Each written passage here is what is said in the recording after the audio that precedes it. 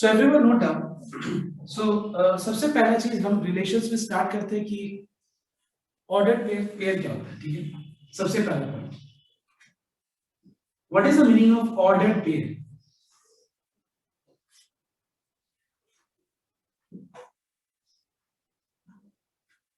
See, ordered pair means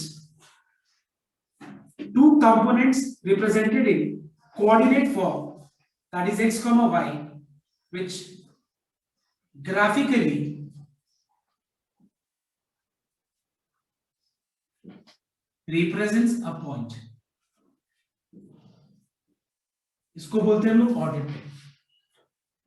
ordered pair में तुम लोग को ध्यान ये रखना है कि ordered pair x1, y1 is not equal to x2, y2.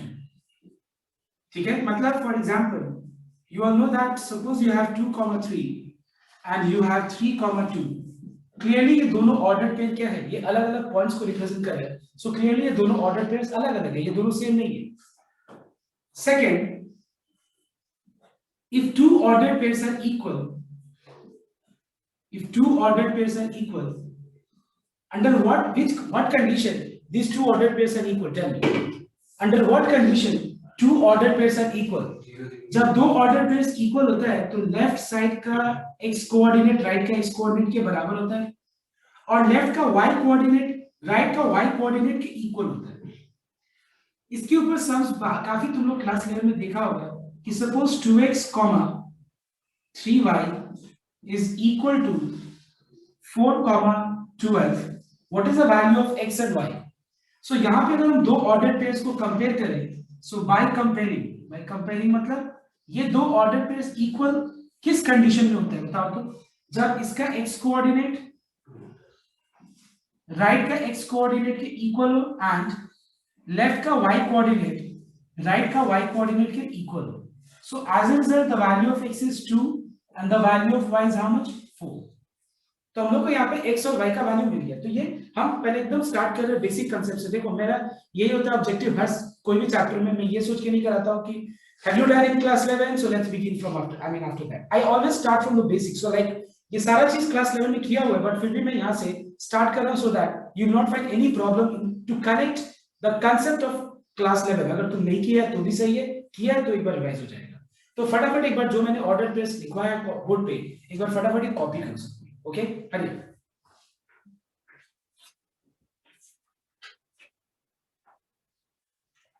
What is Cartesian product? Number 2, what is Cartesian product?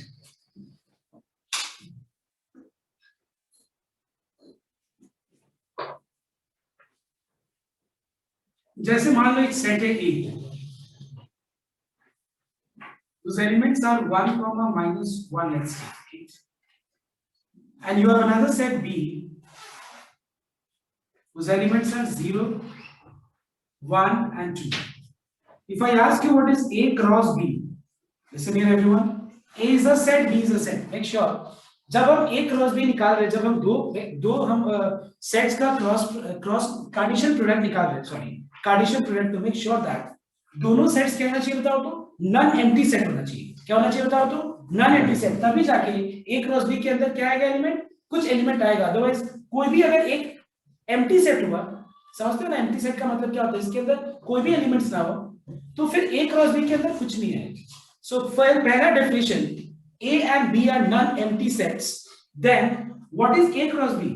A cross B is a set of an ordered pairs of two components where A belongs to set A and B belongs to set B because it is A cross B. If the question was B cross A, then we find that B cross A means again ordered pair of two components, but here the first component will belong to set B, and the second component will belong to set A. Is this okay to everyone? ठीक है। Now ये मत सोचना कि small a का मतलब capital A का set को डिनोट कर रहे हैं, स्मॉल b का मतलब कैपिटल B का सेट को डिनोट कर रहे हैं, ऐसा नहीं है। यहाँ पे हम कुछ भी दे सकते हैं, x1, y1, a b c d, anything. Okay, तो ऐसे करने से हम लोग देख रहे हैं कि ए क्रॉस बी के अंदर एलिमेंट्स क्या क्या आएगा। तो हम लोग क्या किए, ए सेट का एक एलिमेंट को मैंने पिक कर लिया और सेट बी का एलिमेंट्स के साथ मैंने ऑर्डर पेयर फॉर्म कर लिया।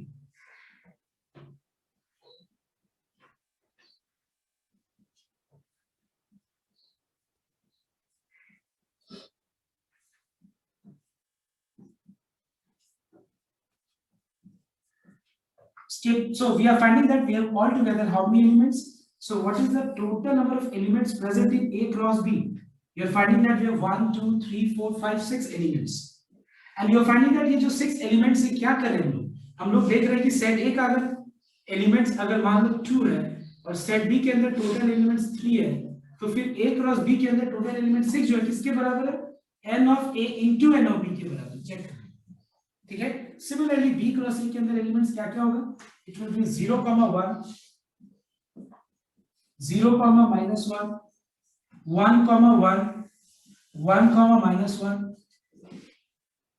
2, 1, 2, -1। और इसके अंदर भी जो नंबर ऑफ एलिमेंट्स प्रेजेंट है वो भी क्या है, 6 है। So we are finding that A cross B के अंदर नंबर ऑफ एलिमेंट्स और B क्रॉस A के अंदर नंबर ऑफ एलिमेंट्स सेम होगा अगर A और B एक ही सेट है तो, and it is equal to n of A into n of B. So this is the meaning of ordered pair. Okay, everyone. Now we will see directly next part. एक बार हम लोग subset और proper subset का meaning देख लेंगे कि वहां पे आगे दिक्कत ना हो, ठीक है। अब देखो सबसेट का मतलब क्या होता है। हम यहाँ पे एग्जांपल लेकर देखना है। जैसे मान लो सेट A है जिसके अंदर एलिमेंट्स है 1, 2, 3। सेट B है जिसके अंदर एलिमेंट्स है 1, 2, 3, 4। एंड सेट C के अंदर एलिमेंट्स है, let's take 1, 2, 3. Now we can say that subset का मतलब क्या होता है, सबसेट या प्रॉपर सबसेट। सबसेट और प्रॉपर सबसेट्स दो सेट को रिलेट करने में काम आता है, ठीक है। जैसे एक एलिमेंट को सेट के साथ कंपेयर हम लोग कैसे करते हैं, बिलोंग्स टू से, और अगर वो बिलोंग नहीं कर रहे तो डज नॉट बिलोंग्स टू से। ऑलराइट, वैसे अगर मान लो हमको दो सेट को कंपेयर करना है तो कैसे कंपेयर करते हैं, ध्यान देंगे। जैसे यहां से हम लोग ये बोल सकते हैं कि A is a subset of B. Why? Because if all the elements of the set is present in set B, we say that A is a subset of B. मतलब A का सारा एलिमेंट B में present है, ठीक है। A का सारा element B में प्रेजेंट है, irrespective of the fact of the question कि B के अंदर ज्यादा एलिमेंट है या बहुत ज्यादा एलिमेंट है। जो A में प्रेजेंट है हमको वो देखना ही नहीं है, हमको ये देखना है कि क्या A का सारा एलिमेंट B में प्रेजेंट है। अगर हाँ आंसर है तुम्हारा तो इसका मतलब हम A is a subset of B लिख सकते हैं। जैसे हम ये भी बोल सकते हैं कि A is a subset of C. A is a subset of C, true or false? A is a subset of C, true or false? मैंने बोला ना, हम जब हम लिख रहे हैं कि एक सेट दूसरा सेट का सबसेट है, ठीक है, तो हम ये ध्यान नहीं रखते कि दूसरा सेट में क्या है, हम ये ध्यान रखते हैं इस सेट का सारा एलिमेंट B में प्रेजेंट है या नहीं। बस present, yes it is a subset. Not अगर ऐसे एक भी एलिमेंट है जो यहाँ प्रेजेंट नहीं है मतलब not a subset. That's all. This way we can say that subset और प्रॉपर सबसेट को हम लोग ऐसे बोल सकते हैं, ठीक है। नेक्स्ट, अब एक बात बताओ, so I hope you understood here everyone. तो A is a subset of B, A is a subset of C, yes C is also a subset of A, C is also C is also a subset of B, we can say. All right, everyone. This is clear. Can I say that A is a subset of A? Can I say that B is a subset of B? So from here we come to the conclusion that every set is a subset of itself. तो यहाँ से हम दो चार चीज को हम लोग जनरलाइज कर सकते हैं। क्या? पॉइंट नंबर 1, ये सबसेट का मीनिंग पहले क्लियर हो गया। पॉइंट नंबर 2, यहाँ पे हमको ये और एक और चीज क्लियर करना पड़ेगा, वो ये है कि any set is a subset of itself. समझ में आया तो बात? क्योंकि वो सेट का सारा एलिमेंट तो खुद में प्रेजेंट है ही, तो क्योंकि बोल रहा हूं खुद में प्रेजेंट है, तो क्लियरली क्या है, A is a subset of A, we can say. Alright everyone, तो एक बार ये सबसेट का मीनिंग क्लियर हो गया। अब देखो प्रॉपर सबसेट। अब मुझे तुम लोग बता सकते हो इनमें कौन कौन से केस को हम लोग प्रॉपर सबसेट बोल सकते हैं, बताओ तो। Can you tell me? Sir A C A A और B। हम यहाँ देख सकते हैं कि A is a proper subset of B because A का सारा एलिमेंट जब हम प्रॉपर सबसेट बोलेंगे तो मुझे राइट वाले सेट को भी देखना पड़ेगा। क्या कि क्या राइट वाले सेट में और भी मतलब कम से कम एक ज्यादा एलिमेंट है या नहीं। मतलब हम ऐसे बोल सकते हैं कि A is a subset of B and n of A is not equal to n of B. So what do you mean by this? You forget about example. You just tell me if all the elements of A is present in B or number of elements of A is not equal to number of elements present in B. So you just tell me one thing, which set A or B has got more number of elements in comparison to the other? B. Because are you understanding? Because मैंने लिखा तो है ये बात कि A is a subset of B, मतलब A का सारा एलिमेंट B में तो प्रेजेंट है, ये निश्चित है, ये बात तो सही है। लेकिन अगर n of n n of B बराबर नहीं है ये दोनों सेट्स, इसका मतलब क्या होगा? इसका मतलब ये हुआ कि सेट B के अंदर कम से कम एक एलिमेंट है जो सेट A में प्रेजेंट नहीं है। इस केस में हम क्या लिखते हैं बताओ तो? Proper subset. तो यहां से क्लियर हो गया, A is a proper subset of C. A is a proper subset of C. Please listen here carefully and then answer. A is not a proper subset of C. C is a proper subset of A. C is a proper subset of B. Yes. A is a proper. I mean ये तो हो ही नहीं सकता है। समझ में आया तो बात? और यहाँ पे एक और चीज याद रखना, जहां पे ये दोनों कंडीशन फॉलो करे एक ही क्वेश्चन में, वहां पे हम बोल सकते हैं A and C. I mean they are equal set. समझ में आया तो बात? अगर A is a subset of C है, C is a subset of A है, इन दोनों से हम क्या कंक्लूजन ड्रॉ कर सकते हैं कि yes they are both what equal set. All right everyone, तो एक बार फटाफट ये कॉपी करो। अब हम स्टार्ट करने वाले relations. And yes, I forgot to mention this that ये प्रॉपर सबसेट का sign. Okay, is this clear? ये प्रॉपर सबसेट का साइन है, ठीक है? Is this clear? लेकिन हाँ, सारे प्रॉपर सबसेट्स होते हैं, but all subsets are not proper subsets. Alright everyone?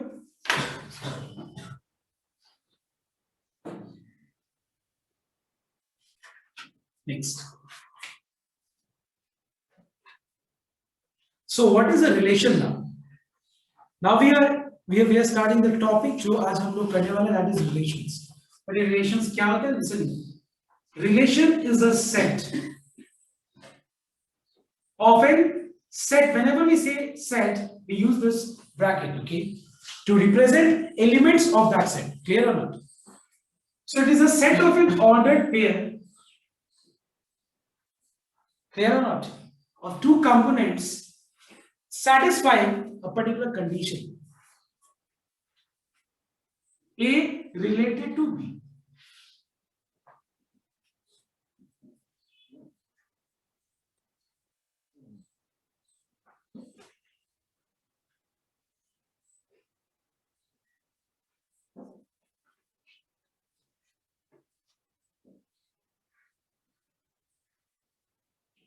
Okay, so A related to B by a given condition in that relation. वो relation में जो condition होगा वो उस condition को satisfy करना बहुत जरूरी है।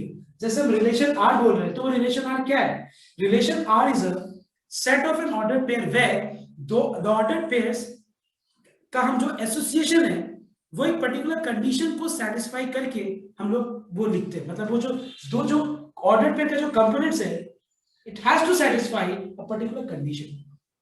A related to B by a given condition, we can say. Not any condition, but by the given condition in that particular question. Okay, so we can also say that relation R is a set of an ordered pair where the association must satisfy a particular condition in that particular relation. Now, ये जो दोनों जो component है A और B, ये एक particular set को belong करेगा। जैसे A belongs to set A and मान लो B belongs to set B, या ऐसा भी हो सकता है कि जो दोनों A और B है एक ही सेट को बिलोंग करते हैं। Now जिस केस में listen here, जिस केस में ये दोनों अलग अलग सेट को बिलोंग करते हैं A और B, वहां पे हम लोग ऐसे बोलते हैं, listen here, R on A to B. What do you mean by R on A to B? R on मतलब relation on A to B का मतलब हुआ means we are trying to form an association of elements from set A to the elements present in set B satisfying a given condition. Are you understanding my point? And when we say that it is, I mean both the components belong to set A, single set, then we say that R on A simply. Clear? In this condition we say that R is a subset of A cross B. दिख रहा है ना? Just a minute. यहाँ लिख देना तुम, ये वाला जगह या नहीं तो यहाँ मैं लिख देता हूँ. इस कंडीशन में बोल सकता हूं मैं कि R is a subset of A cross B, और यहां पे हम बोल सकते हैं कि R is a subset of A cross A, but make sure that A and B are what? Non-empty sets. A is what? A non-empty set. Empty set हुआ तो फिर हम रिलेशनशिप किस दो एलिमेंट्स का फॉर्म करेंगे, मतलब जो वहां पे रिलेशन आर के अंदर जो सेट ए और सेट बी के एलिमेंट्स का एसोसिएशन हमको शो करना है, तो एलिमेंट ही नहीं है तो फिर वहां पे हम कैसे एसोसिएट करेंगे एलिमेंट्स को. Getting my point? एंड फिर वो कंडीशन का क्या काम. सो मेक श्योर दैट ए और बी जो दोनों सेट होगा, या अगर आर और ए होगा, आर और ए का मतलब समझ जाना कि वहां पे वो क्या है, ए टू ए, ठीक है, मतलब पहला कंपोनेंट सेकंड कंपोनेंट दोनों सेट है. उस केस में क्या होना चाहिए, वो नॉन एम्प्टी सेट होना चाहिए. क्लियर और not? Next, now let's see with the help of an example. Like R is a relation of an ordered pair of two components where x square is equal to y. Association जो relation R के अंदर two components का जो association है, जो order pair form कर रहे हैं, वो इस कंडीशन को सैटिस्फाई करना चाहिए. मतलब जो पहला कंपोनेंट है उसका स्क्वायर दूसरा कंपोनेंट के बराबर होना चाहिए. और यहां पे हम देख रहे हैं कि x belongs to set A and y belongs to set B. Okay, तो अगर मान लो यहां देखिए सेट A है, अगर मान लेते हैं suppose we have got -1, 1, 0, 2, -2, 3, 4, and suppose we have got set B whose elements are 1, 0, 1, 2, 3, 4, 5, 16, 20. So tell me, फिर यहाँ पे A क्रॉस B के अंदर रिलेशन R के अंदर क्या क्या एलिमेंट्स आएगा, रिलेशन R के अंदर क्या क्या ऑर्डर पेयर्स आएगा. तो देखो ध्यान से, हम लोग यहाँ पे सेट A का एक एलिमेंट को ले लिया, ठीक है, -1 का स्क्वायर क्या होगा 1, x का वैल्यू -1 ले लिया तो y का वैल्यू क्या आ गया 1. चेक कर लो क्योंकि y सेट B में बिलोंग करना चाहिए, तो चेक कर लो कि ये 1 क्या सेट B में बिलोंग कर रहा है. यस, इसका मतलब हम रिलेशन R के अंदर क्या लिख देंगे, -1, 1 लिख देंगे. रिलेशन R के अंदर और क्या क्या लिख सकते हैं हम लोग, 1, 1 भी लिख सकते हैं. इस तरह करके चेक करते जाए. 1 का स्क्वायर 1, y का वैल्यू 1, यस बिलोंग कर रहा है. उसके बाद 0 स्क्वायर 0 है, 0 भी बिलोंग कर रहा है, मतलब 0, 2 का स्क्वायर 4 वहां बिलोंग कर रहे हैं, -2 का स्क्वायर 4 भी बिलोंग कर रहे हैं, 3 का स्क्वायर 9 नहीं बिलोंग कर रहे हैं, 4 का स्क्वायर 16 बिलोंग कर रहे हैं. सो वी फाइंड दैट ये हो गया रिलेशन R. Understood everyone? अब रिलेशन R के अंदर बहुत सारा सब पॉइंट्स तुमको समझना बहुत जरूरी है. वो ये है कि what is domain of R. Domain of relation R नाम क्या है, R. यहाँ R1 भी हो सकता है, R2 भी हो सकता है, कुछ भी दिया जा सकता है. तो डोमेन का मतलब क्या होता है, इट इज अ सेट, ठीक है, where the set contains elements of first component of ये सेट R के डोमेन ऑफ रिलेशन R क्या होता है, set of first component of relation. मतलब फर्स्ट कंपोनेंट ऑफ रिलेशन क्या क्या है बताओ तो, -1, उसके बाद 1, उसके बाद 0, उसके बाद 2, -2 एंड 4. तो ये हो गया तुम्हारा domain of R. Understood everyone? जो रिलेशन R का जो ऑर्डर पेयर्स है उसका पहला कंपोनेंट का जो सेट है, पहला set of first component of relation R is called what, domain. Range क्या होता है, रेंज होता है जो सेकंड कंपोनेंट है, सेकंड कंपोनेंट दैट इज 1, 1 दो बार एक ही बार, 0, 4 दो बार, 16. ये जो सेट है इसको क्या बोलते हैं हम लोग, रेंज बोलते हैं. This 16. Okay, what is codomain? Codomain of R, ये जो सेकंड कंपोनेंट है, ये जो सेकंड कंपोनेंट, ये सेकंड कंपोनेंट किस सेट को यहां बिलोंग कर रहा है, तो ये पूरा सेट भी हो गया कोडोमेन. Understood everyone? पूरा सेट भी क्या हो गया, कोडोमेन हो गया. अब एक बात बताओ मुझे, यहां जो मैंने लिखा है R और A to B, तो समझ में आ गया. R is a subset of A cross B. Do you agree or not? Tell me. Because A cross B के अंदर, because as it is A to B. Why A to B? Because first component belongs to set A and the second component belongs to set A. So clearly R is of A to B. Okay. Now can I say that R is a subset of A cross B, because A cross B के अंदर total elements कितना है? 1 2 3 4 5 6 7 1 2 3 4 5 6 7 8 7 8 56. उसके अंदर total 56 elements आएगा A cross B के अंदर. लेकिन क्या हम लोगों ने R के अंदर सारा एलिमेंट लिख दिया? ये क्या है? कौन कौन सा लिखा? जो उस A क्रॉस B का ऑर्डर पेयर्स जो इस कंडीशन को सेटिस्फाई कर रहा था वही मैंने लिखा. Are you understanding my point? So that's what this is a relation. So relation is a set of an association of two components satisfying a specific condition in that particular question where R may either belong to A, I mean R जो form कर रहे हैं हम लोग वो A to B भी हो सकता है या A to A भी हो सकता है. I hope it is clear to everyone. The last and the last thing जो तुमको एक बार पता होना चाहिए वो है arrow diagram. Arrow diagram तुम लोगों को सबको को क्लियर है, बट फिर भी मैं एक बार यहाँ पे बताया. ठीक है.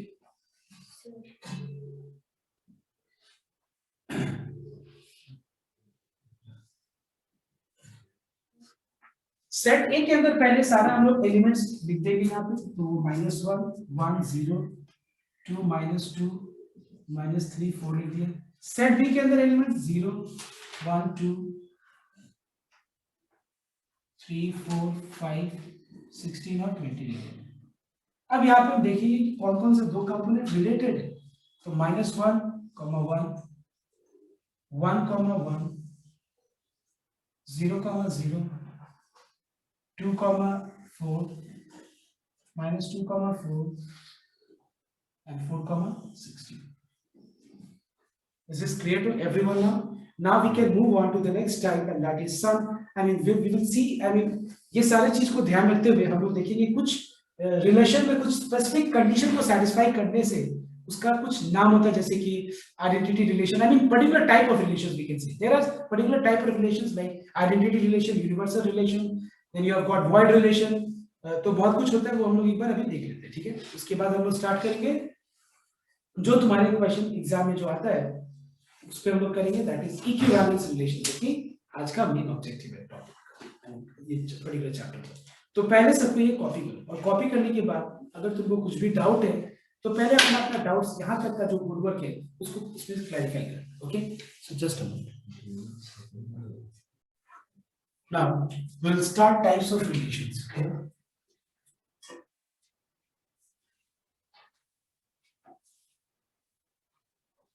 सबसे पहला वॉइड रिलेशन. देखो नाम से पता चल रहा है कि उस रिलेशन में, ठीक है, उस रिलेशन के अंदर जो एलिमेंट्स आएगा ऑर्डर पेयर वो एक भी ऑर्डर पेयर नहीं बनेगा. मतलब ऐसा एक भी तुम्हारा सेट ए और सेट बी या ए टू ए में अगर होता है रिलेशन, तो ऐसा कोई भी ऑर्डर पेयर नहीं है जो उस कंडीशन को सैटिस्फाई करे. उस टाइप का रिलेशन को क्या बोलते हैं लोग? Void relation. So I think तुम लोग नाम से पता चल रहा है कि वॉइड रिलेशन का मतलब क्या होगा. ठीक है. जैसे कि ओके मैं एक एग्जांपल ही देता हूँ. वॉइड रिलेशन जैसे मान लो सेट आर है and let's take set R के अंदर elements, let's take suppose x comma y, let's take x square equals to y, x belongs to set A, y belongs to set B. याद रखना void relation में ये जो दोनों set है ये एम्प्टी सेट नहीं होना चाहिए. रिलेशन R के अंदर जो जैसे R on A है या R on A to B है वो सेट एम्प्टी सेट नहीं होना चाहिए. ये चीज नोट करना सबको. तो मान लो R के अंदर एलिमेंट्स -1 0 2 और सेट B के अंदर एलिमेंट्स है 3 6 10 suppose. And if I ask you कि R के अंदर क्या क्या एलिमेंट्स होगा, एक भी एलिमेंट नहीं होगा, इसको क्या बोलते हैं हम लोग? Void relation. या तो हम ऐसे डिनोट करेंगे या फिर हम ऐसे डिनोट करेंगे. वॉइड पता है ना, वॉइड का मतलब उसके अंदर कोई भी एलिमेंट नहीं है, इसको क्या बोलते हैं हम लोग? Void relation. Next number 2, what is identity relation?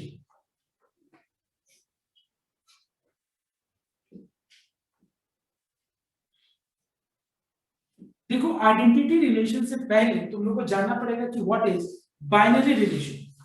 ठीक है. अगर हमको आइडेंटिटी रिलेशन अगर तुमको बताना है तो सबसे पहले क्या बताना पड़ेगा कि वॉइड आई मीन क्या बोलते हैं बाइनरी रिलेशन क्या होता है. ठीक है. सबसे पहला चीज ये जानना, बाइनरी रिलेशन का मतलब होता है कि जिस रिलेशन के अंदर जो दोनों कंपोनेंट है वो एक ही सेट के अंदर बिलोंग करेगा, उसको क्या बोलते हैं हम लोग? Binary relation. और identity relation is a type of binary relation where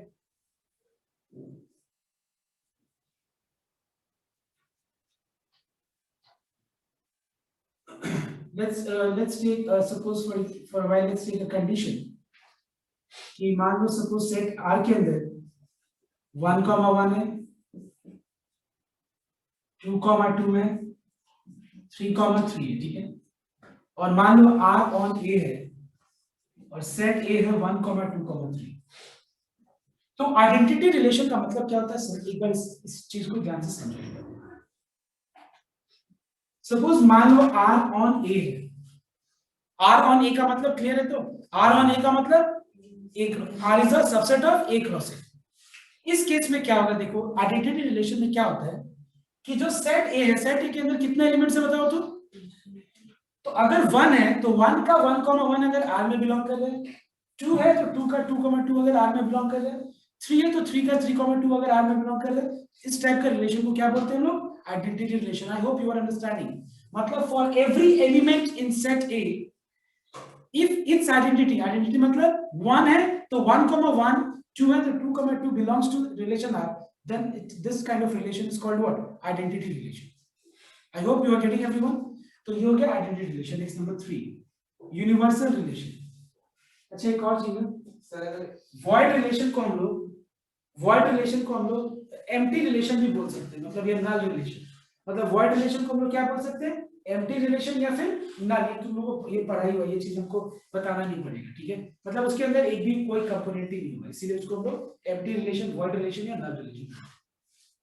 sir अगर सेट ए में एक और एलिमेंट होता और रिलेशन अच्छा हाँ, जैसे कि मान लो सपोज ए के अंदर 1,2,3,4 है और इसके अंदर 1,1, 2,2, 3,3 सिर्फ है, इसका मतलब ये आइडेंटिटी रिलेशन नहीं है। या फिर इसके अंदर अगर मान लो 1,2 है तो भी आइडेंटिटी रिलेशन। याद रखिए ये चीज, समझ में आता है? वो वर्क से किसी को बाइनरी रिलेशन होगा ना, मतलब बाइनरी का मतलब तो ये हो गया ना कि R on A है, R on A to B नहीं है। R on A मतलब R जो रिलेशन है उसके अंदर जो दो कंपोनेंट है वो दोनों कंपोनेंट एक ही सेट को बिलोंग करे, इसको क्या बोलते हैं? Binary relation. बाइनरी रिलेशन का रिलेशन R के अंदर ऑर्डर्ड पेयर से मतलब नहीं है। Try to understand, binary relation का कहां से मतलब है कि जो रिलेशन है वो किस सेट को बिलोंग कर रहा है। अगर उसमें दोनों सेट एक ही है, मतलब दोनों ऑर्डर्ड पेयर का जो कंपोनेंट है वो एक ही सेट को बिलोंग कर रहा है, तो बाइनरी हो गया। बट आइडेंटिटी में हम क्या देखते हैं? आइडेंटिटी में देखते हैं कि अगर वो बाइनरी है तो उसमें हम देखते हैं कि R के अंदर सारा एलिमेंट्स का आइडेंटिटी बिलोंग कर रहे हैं, ठीक है। और इसको हम लोग ऐसे भी रिप्रेजेंट करते हैं आइडेंटिटी रिलेशन को I A। इसका मतलब क्या बताओ तो I on A, इसको हम लोग रीड कैसे करते हैं? I on A मतलब ये आइडेंटिटी रिलेशन। और मैं तो इसको स्पेशल सिंबल से डिनोट करते हैं, मतलब स्पेशल एंड सेट इसका नाम होता है I। I मतलब क्या है? Identity relation. क्लियर है एवरीवन? सर अगर जरूरी R और A ही होना चाहिए, R on B भी हो सकता है। R नहीं, on C A मतलब B A एक ही सेट होना चाहिए। हाँ, मतलब यहाँ पे R और A मतलब ये हुआ, वो B भी हो सकता है, वो C भी हो सकता है। मतलब यहाँ पे R is a subset of A cross A होना चाहिए, मतलब ये दोनों अलग अलग सेट नहीं होना चाहिए, ये इंपॉर्टेंट है। और दूसरा चीज ये इंपॉर्टेंट है कि यहाँ पे A के अंदर R और अगर A है, A के अंदर 3 एलिमेंट है तो यहाँ पे उस हर का आइडेंटिटी यहाँ बिलोंग करना चाहिए। और इसका स्पेशल हम लोग मतलब अल्फाबेट से डिनोट करते हैं I, और ऐसे नीचे लगाते हैं, इसका मतलब क्या है? I और A। ओके यस सर अगर A और B इक्वल सेट हो तब भी नहीं होगा A into B करके? आई मीन A और B अगर इक्वल सेट होगा तो दोनों का नाम A ही होगा या तो दोनों का नाम B ही होगा। या अगर होगा भी तो एक ही सेट है, नाम से कोई डिफरेंट नहीं, कोई ये नहीं है। Is this clear? अगर मान लो अगर तुम्हारा कहने का मतलब है A 1 2 3 है और B भी 1 2 3 है, तो ये तो 1 R और A to B हो गया, तो ये क्या बाइनरी नहीं है? अगर हम देखें prove that this is binary, तो A और B दोनों इक्वल है तो R और A हुआ ना अल्टीमेटली। R और A cross A cross B कैसे हुआ? R और A तो हुआ, या R और B हुआ, तो ये तो बाइनरी है। समझ में आया? तो आगे बढ़ते हैं यूनिवर्सल रिलेशन।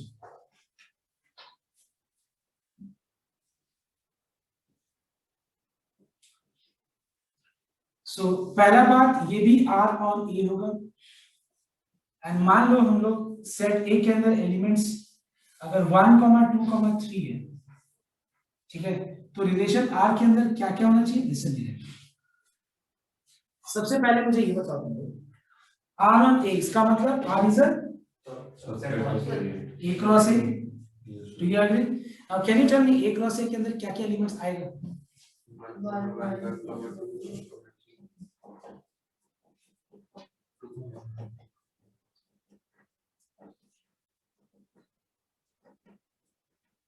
ठीक है, मतलब टोटल 9 एलिमेंट्स आएगा। यूनिवर्सल नाम से पता चल रहा है कि R अगर R on A है तो मत बोलना R on A cross B हो सकता है, नहीं हो सकता, R on A ही होगा। R is a subset of A cross A, that is, let's be more, I mean clear, इसको और क्लियर कर दे, R is equal to A cross A। अगर रिलेशन R और A क्रॉस A दोनों equal set है इसको क्या बोलते हैं हम लोग, यूनिवर्सल रिलेशन बोलते हैं। Is this clear to everyone? तो आइडेंटिटी रिलेशन हो गया, यूनिवर्सल रिलेशन हो गया, अब लास्ट बचा तुम्हारा इक्विवेलेंस रिलेशन। ठीक है, इक्विवेलेंस रिलेशन जो है वो हम आज नहीं कराएंगे, I will explain in the next class. और याद रखना इक्विवेलेंस रिलेशन के अंदर जो 3 टॉपिक है, that is reflexive, symmetric and transitive, यही तुम्हारा एग्जाम में, ऐसा नहीं कि ये सब नहीं आ सकता है, इस कंसेप्ट के बिना वो सब समझ में कैसे आएगा। और वो कंसेप्ट हम लोग नेक्स्ट डे स्टार्ट करेंगे और वो एक ही दिन में कंप्लीट रहेगा, बिकॉज नेक्स्ट डे हम लोग को बस इतना ही फोकस करना है कि रिफ्लेक्सिव, ट्रांजिटिव और सिमेट्रिक क्या होता है। और ठीक है, और अगर जो रिलेशन भी रिफ्लेक्सिव, ट्रांजिटिव और सिमेट्रिक होते हैं उसको क्या बोलते हैं हम लोग, इक्विवेलेंस रिलेशन। तो यही हम लोग का अभी बचा हुआ है जो कि हम लोग नेक्स्ट क्लास में कंप्लीट करेंगे। This is clear to everyone? So you can copy down, yes, और आज हम स्टार्ट करें, कॉपी डाउन।